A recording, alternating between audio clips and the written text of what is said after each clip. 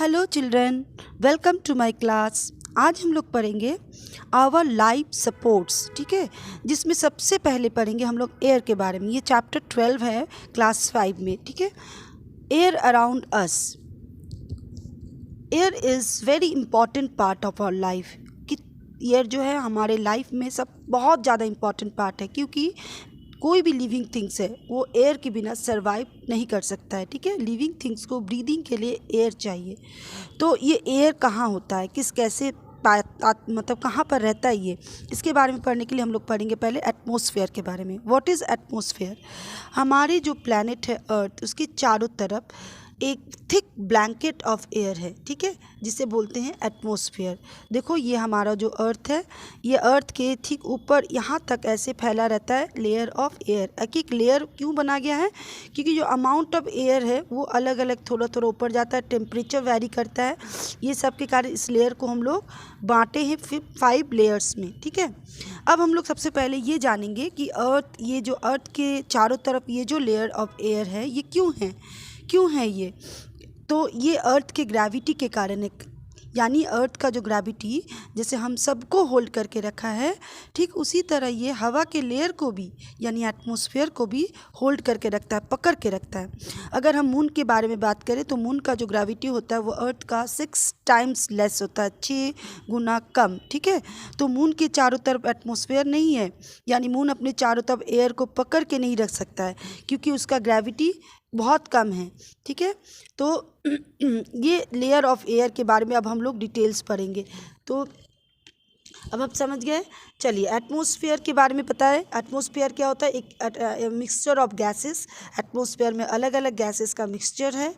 इसके अलावा dust particles है, रेन है, क्लाउड है। एटमॉस्फेयर एक बहुत ही इंपॉर्टेंट चीज़ है लिविंग थिंग्स के लिए। चलिए, अभी हम लोग पढ़ेंगे इम्पॉर्टेंस ऑफ एटमॉस्फेयर। एटमॉस्फेयर का इम्पॉर्टेंस क्या है, ठीक है। First, atmosphere has air we breathe. Atmosphere में ही वो एयर होता है जो हम लोग ब्रीथ करते हैं। हम लोग कौन सा एयर ब्रीथ करते हैं? ऑक्सीजन। यस, ये जो ऑक्सीजन हमें एटमॉस्फेयर से ही मिलता है। अगर हम लोग पहाड़ों पे जाए, यानी हाई ऑल्टीट्यूड पे जाए, या ओशन के अंदर, समुंदर के नीचे जाएं, तो वहाँ हमें ऑक्सीजन नहीं मिलता है। That time we have to carry our with us oxygen cylinder. हम लोग को ऑक्सीजन सिलेंडर लेके जाना पड़ता है, क्योंकि हम एक भी मिनट बिना ऑक्सीजन के नहीं रह सकते। तो आप समझ रहे हो ऑक्सीजन कितना इम्पॉर्टेंट है हमारे लिए, ठीक है। Next is atmosphere retains heat and blocks out harmful rays. Atmosphere का दूसरा जो इम्पोर्टेंस है वो क्या होता है कि एटमॉस्फेयर जो है हीट को रिटेन करता है, यानी सन के हीट को ट्रैप करके रखता है, रिटेन करके रखता है, जिसके कारण रात में भी गर्मी बनी रहती है। अगर मून पे जाएंगे ना, तो एक चीज़ याद रखना, हम कंपेयर कर रहे हैं मून से, क्योंकि वहाँ एटमॉस्फेयर नहीं है। वो नियरेस्ट सेलेस्टियल बॉडी है हमारे अर्थ से। अर्थ से अगर कोई भी हेवनली बॉडी जो बहुत नियरेस्ट है, दैट इज़ मून। तो मून पे जाएंगे ना, तो उसका एक हिस्सा हमेशा सनलाइट आता पड़ता है, उसके सन का सारे रेज उस पर पड़ता है, तो वो एकदम बहुत ज़्यादा हॉट रहता है। और दूसरे हिस्से जहाँ पर सन रेज नहीं आता, वहाँ एकदम ठंडा रहता है, इतना ठंडा कि वहाँ भी लाइफ नहीं रह सकता है। समझ गए? ज़्यादा ठंडा में भी तो लाइफ नहीं ना रह सकता है। तो अर्थ में ये चीज़ नहीं है। अर्थ का जो एटमॉस्फेयर होता है ना, वो पहले तो वो हार्मफुल रेज को प्रिवेंट करता है, नहीं आने देता अंदर। कुछ हार्मफुल रेज सन के रेज में रहता है, जैसे यूवी रेज, यानी अल्ट्रा वायलेट रे जो सन से निकलता है, वो अगर अर्थ के सतह पर आ जाए तो वो बहुत हार्मफुल होता है। मतलब ये इवन ये कैंसर टाइप का डिजीज़ भी क्रिएट करता है। कोई भी स्किन डिजीज़ होता है, इससे बहुत सारे प्रॉब्लम्स होते हैं। तो हमारा एटमॉस्फेयर का एक लेयर है, बाद में मैं बताऊंगी उसके बारे में। वो लेयर क्या करता है ना कि इस अल्ट्रा वायलेट रे को रोक देता है, अंदर तक आने नहीं देता है। और दूसरी बात है कि ये जितने भी अगर हीट जो अंदर आ गया उसको ट्रैप करके रखता है। जैसे कि सनसेट के बाद ये मतलब अर्थ ठंडा नहीं हो जाता है, एकदम चिल्ड नहीं हो जाता है। ये एयर को रिटेन करके, मतलब हीट को रिटेन करके रखता है। तो this is the very important thing, ठीक है। तो नेक्स्ट है हमारा कि atmosphere prevents meteors from heating the surface of the earth. Atmosphere का जो होता है एक लेयर होता है तो वो मेटियोर्स को सरफेस तक आने नहीं देता। मेटियोर्स यानी मूविंग ऑब्जेक्ट जो होता है, कभी कभी जैसे पत्थर का टुकड़ा समझ लो, रॉक्स जो होते हैं, मूविंग रॉक्स कभी कभी आते हैं और अर्थ के सरफेस को हिट कर सकते हैं, लेकिन ये भी एटमॉस्फेयर का एक लेयर है, वहाँ तक आते ही ये बर्न हो जाता है। अगर मून पे जाओगे तो वहाँ बड़े बड़े क्रेटर्स दिखेंगे ड्यू टू दैट मेटियोर्स, क्योंकि वहाँ एटमॉस्फेयर नहीं है, मेटियोर्स को रोकने वाले कोई नहीं है। तो ये जो है मतलब आके मेटियोर्स हिट करते हैं मून के सरफेस पर और वहाँ बड़े बड़े गड्ढे बन जाते हैं, जल जाती है वो जगह। ठीक है, तो ये चीज़ हमारे एटमॉस्फेयर का एक बहुत बड़ी बात है। तो मेटियोर्स को ये बड़े हमारे अंदर तक आने नहीं देता है। ठीक है, तो ये बहुत बड़ी है। अब हम लोग पढ़ेंगे यूजेस ऑफ एयर। एयर का काम क्या होता है। ठीक है, air is first, air is needed for breathing. ये तो हम लोग सबको पता है, जितने भी लिविंग थिंग्स है सबको ब्रीदिंग के लिए एयर चाहिए। कौन सा एयर? ऑक्सीजन। चाहे वो प्लांट्स हो, चाहे एनिमल्स हो, इंसेक्ट हो, कोई भी एनिमल, कोई भी लिविंग थिंग्स हो, सबको ऑक्सीजन चाहिए। ये मत सोचना कि प्लांट्स को नहीं चाहिए, प्लांट्स भी ब्रीथ करते हैं ऑक्सीजन। ठीक है, चलो next is air is needed for burning. Air को बर्निंग के लिए चाहिए। कोई भी चीज़ अगर जल रहा है, आग हम लोग जलाते हैं ना, उसको जलने के लिए ऑक्सीजन चाहिए होता है। बिना ऑक्सीजन का कोई भी चीज़ जल नहीं सकता है। देखो ये एक्सपेरिमेंट देखो, ये एक जो है ग्लास में हम लोग यहाँ पर एक मोमबत्ती को मैंने जलाया, इसमें जला हुआ है जो जल रहा है। अगर इसको एक ग्लास से इसको ढक देंगे तो वो बुझ जाएगी। आप घर में करके देख सकते हो। अगर ग्लास से ढकोगे तो थोड़ी देर में, जितनी देर तक ग्लास के अंदर ऑक्सीजन मौजूद है तब तक वो जलेगा, जैसे ही ऑक्सीजन ख़त्म हो जाएगा फट से बुझ जाएगा ये। तो इससे पता चलता है कि air is needed for burning. Okay, next moving air can support parachute. अब दूसरा काम क्या है? पैराशूट वगैरह जो हम लोग सेफ्टी के लिए रखते हैं, पैराशूट से क्या होता है कि सेफ़ लैंडिंग होता है। कभी कभी एक्सीडेंट वगैरह हो जाता है, या फिर ऐसे भी लोग पैराशूट का यूज़ करते हैं, फॉर फन भी करते हैं, या फिर जो भी हो। तो इसके लिए बर्निंग एयर मतलब इसके लिए जो है मूविंग एयर की ज़रूरत होती है। बिना एयर के पैराशूट भी काम नहीं करेगा। इसके अलावा नेक्स्ट है कि air use for inflate football, tyre tubes. Football को फुलाने के लिए, भरने के लिए, टायर ट्यूब्स ये सब भरने के लिए हम लोगों को चाहिए। Air is use to generate electricity. इसमें भी इलेक्ट्रिसिटी जनरेट होता है एयर से। विंड मिल्स वगैरह देखे होंगे आप, तो इलेक्ट्रिसिटी को जनरेट करने के लिए भी एयर की ज़रूरत होती है। डन। नेक्स्ट हम लोग पढ़ेंगे लेयर्स ऑफ एयर। एयर में कितने लेयर्स होते हैं, मैंने पहले ही दिखाया था आपको। तो लेयर्स ऑफ एयर में ट्रोपोस्फेयर, स्ट्रेटोस्फेयर, ये सारे हम लोग पढ़ेंगे। देखो इसमें कितने लेयर्स हैं, 5 लेयर्स के बारे में बताया गया। Troposphere, stratosphere, mesosphere, thermosphere, exosphere. पहले आप इसका नाम लिख लो। ट्रोपोस्फेयर, स्ट्रेटोस्फेयर, मेसोस्फेयर, थर्मोस्फेयर, और 5 है एक्सोस्फेयर। ठीक है, देखो फर्स्ट वाला जो लाइन है, फर्स्ट जो है अर्थ के सरफेस से कुछ ही दूरी तक होता है ये, मतलब 8 to 18 किलोमीटर या 10 किलोमीटर तक समझो, ये होता है ट्रोपोस्फेयर। ट्रोपोस्फेयर में क्या होता है कि ये जितना हम आगे ऊपर की तरफ जाएंगे, ट्रोपोस्फेयर में जितना हम लोग ऊपर की तरफ, यहाँ से जैसे हाई ऑल्टीट्यूड में ऊपर की तरफ जाएंगे, यहाँ तो ठंड बढ़ती जाएगी, यानी टेम्परेचर लो होते जाएगा। तो हम लोग देखते हैं ना कि हमारा हिल स्टेशन वगैरह में ठंड क्यों होती है, तो इसी वजह से होती है। ठीक है, इसी लेयर में क्लाउड बनता है, इसी लेयर में रेन होता है, जितना भी वेदर चेंजेस होता है वो भी इसी लेयर में होता है। ठीक है, ये हो गया troposphere. Next one is stratosphere. देखो ट्रोपोस्फेयर के बाद होता है, यहाँ देखो हम लोग पढ़ते हैं, ट्रोपोस्फेयर के बाद होता है, ये होता है स्ट्रेटोस्फेयर। इस स्ट्रेटोस्फेयर का में ही होता है ओजोन लेयर। स्ट्रेटोस्फेयर के ठीक नीचे, स्ट्रेटोस्फेयर के ठीक नीचे वाला ये जो लेयर होता है, यहाँ पर देखो ये होता है ओजोन लेयर। ये ओजोन लेयर स्ट्रेटोस्फेयर के अंदर ही होता है, इसीलिए स्ट्रेटोस्फेयर का बहुत इंपॉर्टेंट लेयर माना जाता है। ये आपके क्वेश्चन में भी है, why stratosphere is so important. तो इसीलिए इम्पॉर्टेंट है क्योंकि इसमें ओजोन लेयर होता है। ये ओजोन लेयर क्या करता है बताओ? ओजोन का काम क्या है?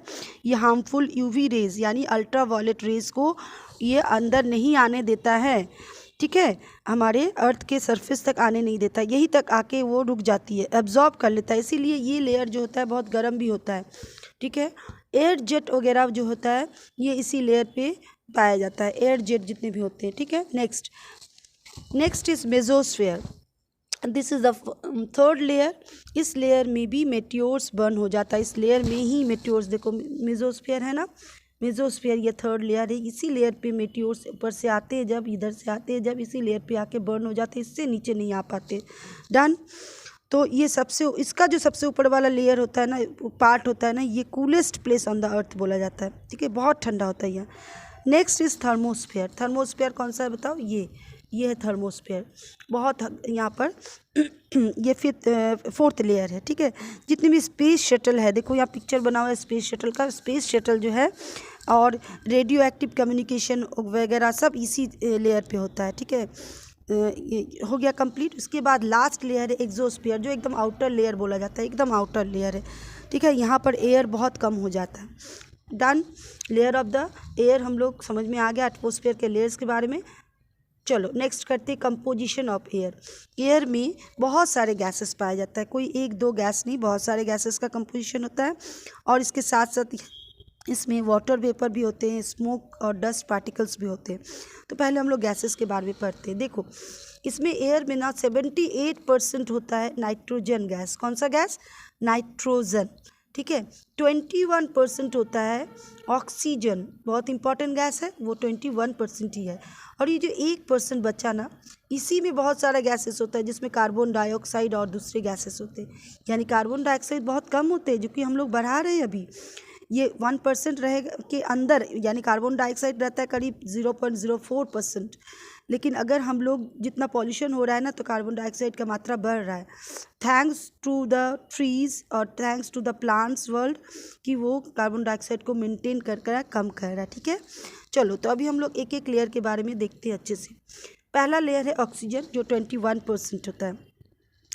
ऑक्सीजन बहुत इंपॉर्टेंट है, ये ब्रीदिंग के लिए ज़रूरी है, हर लिविंग थिंग्स को ज़िंदा रखने के लिए इसकी ज़रूरत होती है। कंप्लीट। Next is nitrogen. अरे वाह, नाइट्रोजन 78% होते हैं। अब तुम सोचो कि ये गैस नाइट्रोजन का यूज़ क्या है ना। तो नाइट्रोजन गैस भी हमारे लिए एक इम्पॉर्टेंट गैस है। प्लांट्स को भी नाइट्रोजन चाहिए होता है, बट प्लांट्स क्या होता है ना कि एटमॉस्फेयर से डायरेक्ट नाइट्रोजन नहीं ले पाता है। तो प्लांट क्या करता है, सॉइल से नाइट्रोजनस कंपाउंड को लेता है, ठीक है। ये सॉइल में नाइट्रोजनस कंपाउंड बनता कैसे है? तो ये नाइट्रोजनस कंपाउंड एक बैक्टीरिया होता है जिसका नाम होता है राइजोबियम। एक बैक्टीरिया होता है जिसका नाम क्या होता है? राइजोबियम। ये एटमॉस्फेरिक नाइट्रोजन को नाइट्रोजिनस कंपाउंड में चेंज कर देता है, ठीक है। इन नाइट्रोजनस क्या करता है ये राइजोबियम? देखोगे ज़्यादातर ये लेग्यूमिनियस प्लांट के रूट्स में होते हैं। पी प्लांट हुआ, मटर के जो प्लांट होते हैं, ये सब में ना ये लेग्यूमिनियस प्लांट के जितने भी रूट्स में ये बैक्टीरिया पाया जाता है, ठीक है। तो ये बैक्टीरिया इसका काम क्या होता है? ये ना नाइट्रोजन जो होता है एटमॉस्फेयर में जो पाया जाता है, नाइट्रोजन को चेंज कर देता है कंपाउंड में और सॉइल में मिक्स कर देता है। फिर क्या करता है ना, प्लांट उस सॉइल से उस नाइट्रोजन को लेता है, ठीक है, रूट के द्वारा उसको ले लेता है। और इसके अलावा भी इसका बहुत सारा काम है। ऐसा नहीं है कि नाइट्रोजन सिर्फ प्लांट्स को चाहिए, हमारे लिए भी बहुत इंपॉर्टेंट है। नाइट्रोजन का यूज़ केमिकल इंडस्ट्री में होता है, इसका यूज़ जो है फर्टिलाइज़र बनाने में, डाइज वगैरह बनाने में भी होता है। इसका यूज़ इलेक्ट्रॉनिक इंडस्ट्री में भी बहुत होता है, ठीक है। और सबसे बड़ी बात, ये जो आप लोग चिप्स वगैरह खाते हो ना, ये फुला हुआ होता है, अंदर से हवा भरा हुआ होता है ना। कभी सोचे हो कि इसके अंदर कौन सा हवा है? इसके अंदर नाइट्रोजन गैस भरा रहता है, क्योंकि नाइट्रोजन गैस एकदम इनएक्टिव गैस है, यानी ज़्यादातर ये इनर्ट गैस बोला जाता है इसको, पूरी तरह नहीं, लेकिन ये इनर्ट गैस बोलते हैं। ये जल्दी से किसी से रिएक्ट नहीं करता और ये हमारे लिए हार्मफुल भी नहीं होता है। अगर डायरेक्ट अगर प्योर नाइट्रोजन हमारे लंग्स में चला जाए तब ये हार्मफुल होता है, अदरवाइज़ ये नाइट्रोजन ज़्यादा रिएक्ट नहीं करता है। तो हम लोग चिप्स वगैरह में भी हम लोग क्या डालते हैं, भरा रहता है नाइट्रोजन गैस, ठीक है। गर्मी के दिन में ना टायर में भी कभी कभी नाइट्रोजन गैस भरा रहता है, क्योंकि ये फैलता कम है, ठीक है, इसकी वजह से।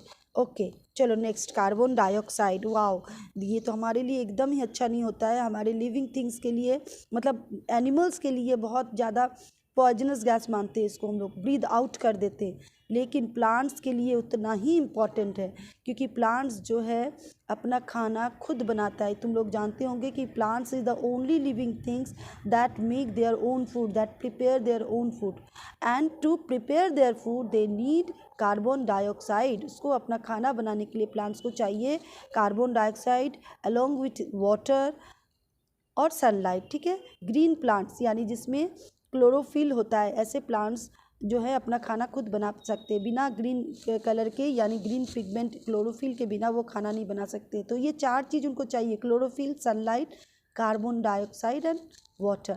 तो कार्बन डाइऑक्साइड कितना ज़रूरी है, अगर प्लांट्स नहीं खाना बना पाया तो प्लांट्स जिंदा नहीं रहेंगे, प्लांट्स जिंदा नहीं रहा तो एक भी लिविंग थिंग जिंदा नहीं रहेंगे, क्योंकि all living thing depend on plants directly और indirectly, they depend on plants for their food. So plants का जिंदा रहना बहुत इंपॉर्टेंट है, और प्लांट्स तभी जिंदा रहेगा जब कार्बन डाइऑक्साइड होगा। तो carbon dioxide is also an important gas. अब हम लोग दूसरे क्या क्या गैसेस पाए जाते हैं एक बात सुन लो। Neon, argon, hydrogen, helium, oxygen. ठीक है, neon, argon, hydrogen, helium, oxygen, ये 4-5 होते हैं। तो नियॉन क्या होता है ना, नियॉन का भी कुछ कुछ, इस सारे गैसेस का कुछ ना कुछ काम होता है। जैसे नियॉन को हम लोग glowing and colourful electric lights में ये नियॉन गैस पाया जाता है, बनाते हैं ना हम लोग कलरफुल इलेक्ट्रिक लाइट्स, उसमें नियॉन गैस भरा जाता है। आर्गन का यूज़ भी ग्लास ट्यूब में कलरफुल ग्लो के लिए होता है। ठीक है, ग्लास ट्यूब में कलरफुल ग्लो के लिए। इसके अलावा हाइड्रोजन, ओजोन, हीलियम, हीलियम बहुत हल्का गैस होता है। हीलियम का यूज़ होता है जानते हो कहाँ, एरोप्लेन वगैरह का जो टायर होता है ना, उसमें हीलियम गैस भरा रहता है ताकि ये हल्का होता है ये। ठीक है, तो ये सारे हो गए गैसेस के बारे में हम लोगों ने पढ़ लिया, डन। तो अब हम लोग तो ये चैप्टर आज हम लोग यहीं कंप्लीट करते हैं। इसके बाद हम लोग नेक्स्ट वीडियो में आगे का जो भी है वाटर के बारे में हम लोग, या फिर प्रॉपर्टीज़ ऑफ एयर और वाटर के बारे में पढ़ेंगे। ठीक है, प्लीज़ अगर ये वीडियो आपको अच्छा लगे तो लाइक कीजिए, शेयर कीजिए। ठीक है, और एक कमेंट तो कम से कम कुछ करो। ठीक है, okay, till then bye everyone.